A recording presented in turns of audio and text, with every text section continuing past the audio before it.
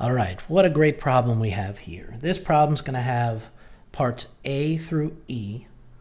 And this is the kind of problem I say that you want to take home to your mama because it's got it all, right? You find somebody that's got it all, take it home to mom.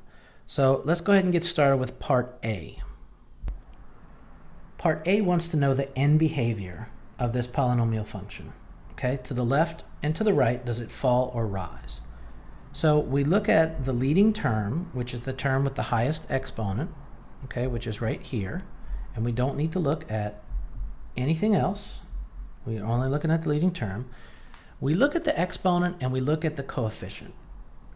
Now, the exponent here is even, and the coefficient here, which is 1, is positive. So we're going to think back to our basic shapes, and we're going to think of an even exponent with a positive coefficient. And here it is, our basic parabola. Y equals x squared, the 2 is even, and the coefficient is positive. And we see the end behavior here. As we go to the left, it rises, and as we go to the right, it rises. Okay, so will our polynomial that they gave us. Okay, that's part A, rise and rise. And now part B wants us to find the x-intercepts. So you know to find an x-intercept, you set y equal to 0. Okay, and the f of x is the same as y. So 0 equals x to the 4th plus 2x to the 3rd plus x squared. Okay, and we need to solve this. So to solve this here, we need to factor it. First thing I'm going to do to factor this one, it's already in order. I will take out a greatest common factor of x squared. And I'll be left with x squared plus 2x plus 1. Okay, the 1 was right here. And then I need to factor completely. So I'm going to factor this trinomial now. So 0 equals x squared. And when I factor this, I'm going to get x and x plus and plus 1 and 1.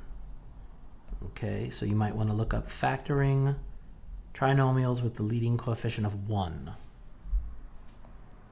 All right, now notice that this happens twice, so the multiplicity will be 2. So let's go ahead and find our zeros. X squared equals 0.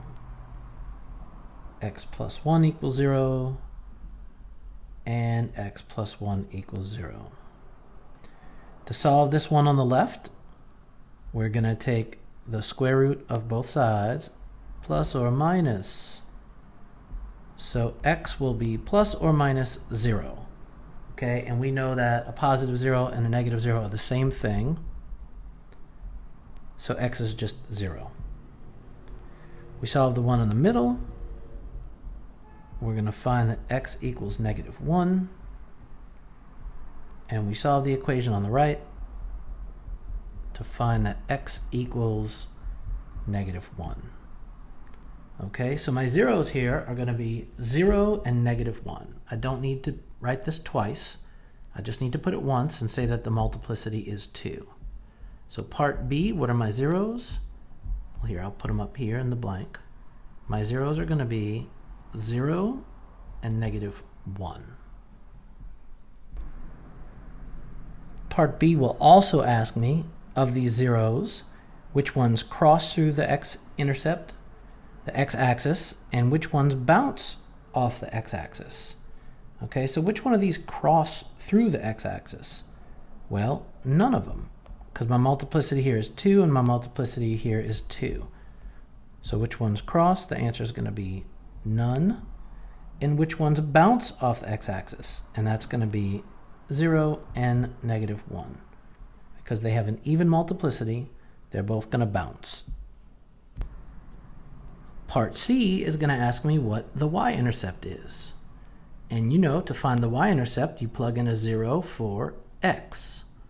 So y equals, and I'm going from the original polynomial equation, so y equals x to the 4th plus 2x to the third plus x squared. And everywhere where I had an x, I'm going to plug in a 0. Well, you're going to find out that all three of these terms are 0. 0 to the fourth is just 0, plus 2 times 0 to the third is 0, plus 0 squared is 0. So my y-intercept is 0.